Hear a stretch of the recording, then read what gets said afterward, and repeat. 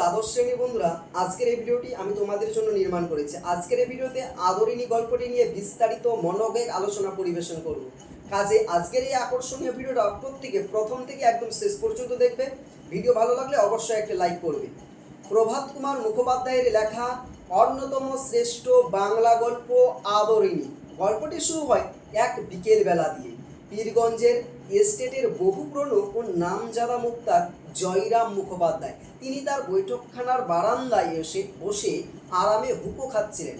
এমন সময় পাড়ার ডাক্তার নগেনবাবু আর জুনিয়র উকিল কুঞ্চবিহারী এসে এক খবর শোনালেন। কি সেই খবর?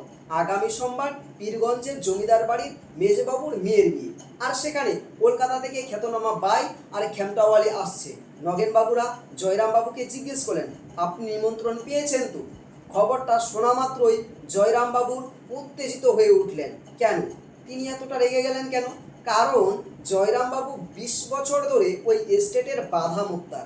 তার মানে তীব্র অভিমান জাগলো যে তাকে বাদ দিয়ে অন্য কাউকে নিমন্ত্রণ করা হতেই পারে না। অবশ্যই করে ভুল ভাঙলো, নিমন্ত্রণ তিনি ঠিকই পেয়েছিলেন, কিন্তু আসল সমস্যা দেখা দিল অন্য জায়গায়। কি সেই সমস্যা? পীরগঞ্জে কিভাবে যাওয়া যাবে? তখন তো আর আজকের মতো পাকা রাস্তা, গাড়ি ছিল না।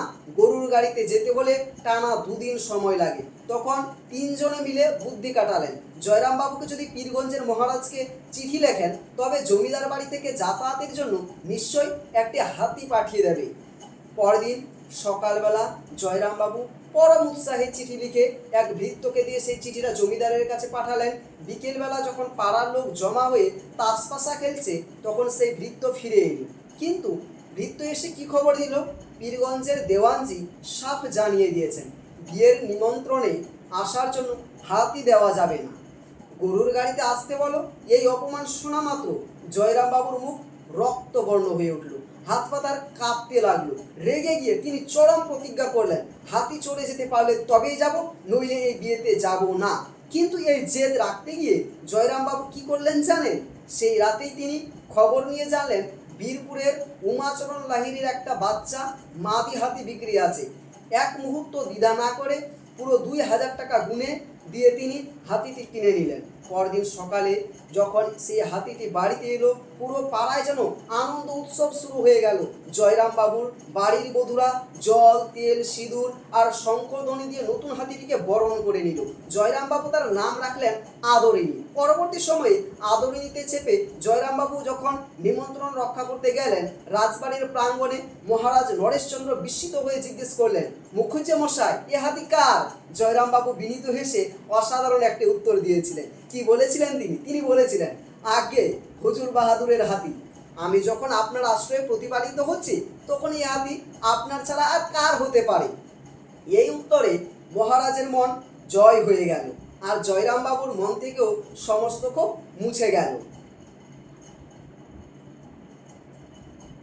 কিন্তু জীবনের গল্প তো আর সবসময় একরকম থাকে না। দেখতে দেখতে সুদীর্ঘ 5টি বছর কেটে গেল। জয়রামবাবুর সংসারের অবস্থা কেমন হলো? বয়স বাড়ার সাথে সাথে তার শরীর ভাঙতে লাগলো। কোর্টে নতুন ইংরেজি শেখা তরুণ মুক্তারদের ভিড় বাড়লো। ফলে প্রাচীন ধারার জয়রামবাবুর আয় দিন দিন কমতে শুরু করলো। ওদিকে তার বড় 2 ছেলে অকর্মণ্য। সংসারে রোজগার বলতে কিছুই নেই, কিন্তু খরচ দিন দিন বেড়েই চলেছে। তবে এর মধ্যে জয়রামবাবুর মুক্তারি জীবনের সেরা মুহূর্ত কোনটি ছিলেন জানেন?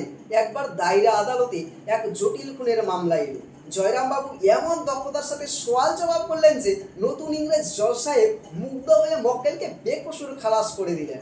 জজ সাহেব তো ভেবে নিয়েছিলেন জয়রামবাবু কোনো বড় ব্যারিস্টার বা উকিল হবে, কিন্তু জয়রামবাবু বিনয়ের সাথে জানান তিনি কোনো উঁচু দরের আইনজীবী নন, সেকালের এক সামান্য মুক্তার। জজ সাহেব তার সততার মুগ্ধ হয়েছিলেন, কিন্তু হায়, এতে জয়রামবাবুর আর্থিক অবস্থার কোনো পরিবর্তন হলো না। দিন দিন দেনাদার বাড়তে লাগলো। আর ঠিক সেই সময়ে নেমে এলো এক বড় দায়িত্ব। বড় নাতনি কল্যাণের বিয়ে ঠিক হলো। বিয়ে তো ঠিক হলো, কিন্তু বিয়ের খরচের এত টাকা আসবে কোথা থেকে? কমপক্ষে 2500 টাকা দরকার। কোম্পানির গচ্ছিত কাগজের ফান্ড শেষ। উপায় না দেখে প্রতিবেশীরা পরামর্শ দিলেন আদরিনীকে বিক্রি করে দেওয়ার। হাতি তো কতজনই কিনে, 3000 টাকা অনায়াসে পাওয়া যাবে। প্রথমে বুক ফেটে গেলেও নাতনির ভবিষ্যতের কথা ভেবে অশ্রুজ্জ্বল চোখে জয়রামবাবু রাজি হলেন। চৈত্র সংক্রান্তির বামুনহাটের মেলায় আদরিণীকে বিক্রির জন্য পাঠানোর সিদ্ধান্ত নেওয়া হলো। বিদায়ের দিন সকালে এক হৃদয় বিদারক দৃশ্য তৈরি হলো। জয়রামবাবু আদরিণীকে নিজ হাতে 2 টাকার রসগোল্লা খাইয়ে দিলেন, কিন্তু বিদায় জানানোর সময় তিনি কি বললেন জানেন? সোজা বিক্রির কথা না বলে তিনি ছলনা করে একটু ঘুরিয়ে বললেন, আদরিণীর গলায় হাত বুলিয়ে বললেন, আদর যাও মা, বামুনহাটের মেলা দেখে এসো। কিন্তু মেলায় পাঠালেই কি আদরিণী বিক্রি হয়ে গেল? না। 15 দিন পর পয়লা বৈশাখ সন্ধ্যায় দেখা গেল মসমস করে হেঁটে আদরিণী আবার নিজের বাড়িতে ফিরে এসেছে। কোনো খরিদ্দারি মেলেনি। পাড়ার লোক তখন হেসে বলল, মুখুজ্জে মশাই তো বলেছিলেন মেলা দেখে এসো, বিক্রি হতে তো বলেননি। ব্রাহ্মণের মুখের কথা কি আর মিথ্যা হয়? তবে সংসারের অভাব তো আর ঠাট্টা তামাশা বোঝে না। বাধ্য হয়ে প্রতিবেশীরা এবার আদরিণীকে রসুলগঞ্জের মেলায় পাঠানোর সিদ্ধান্ত নিল। এবার যখন আদরিণী আবার মেলায় রওনা হচ্ছে, জয়রামবাবু আর তার সামনে যাওয়ার কোনো সাহস পাচ্ছে না। তিনি ঘরে শুয়েছিলেন।